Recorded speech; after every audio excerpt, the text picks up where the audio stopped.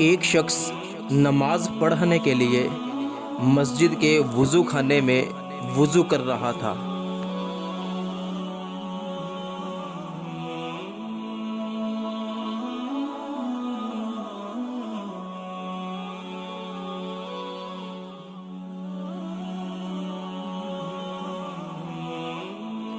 اتنے میں بھی وضو کرنے کے لیے وہاں پر آ گیا۔ جب وہ شخص اپنا چہرہ دھونے لگا تو منہ پر زور زور سے پانی کے چھٹے مارنے لگا، اور وضو کا پانی اس کے کپڑوں پر بھی پڑ رہا تھا اور مجھ پر بھی۔ تو میں نے اسے سمجھایا کہ بھائی، وضو میں چہرہ دھوتے وقت پانی کے چھٹے اس طرح منہ پر نہیں مارتے، ایسا کرنا مکروہ ہے، اور اس طرح جو پانی آپ کے کپڑوں پر لگ رہا ہے، کپڑوں پر وضو کا پانی لگنا بھی مکروہ ہے۔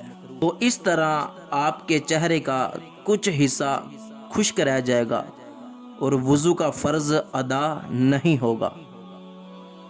اور پھر اس نے مجھ سے کہا کہ حضرت، وضو میں چہرہ کیسے دھویا جائے، آپ ہی بتا دیں۔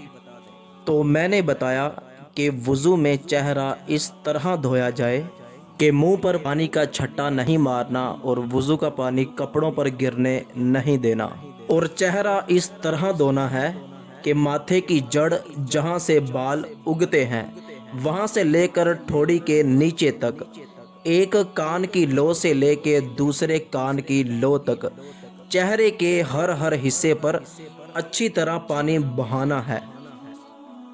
اور یاد رکھیے کہ چہرہ دھونا یہ وضو کا پہلا فرض ہے، اس میں ذرا سی بھی غلطی کوتاہی نہیں ہونی چاہیے، ورنہ ہمارا وضو نہیں ہوگا، اور اگر وضو نہ ہوا تو ہماری نماز بھی نہیں ہوگی۔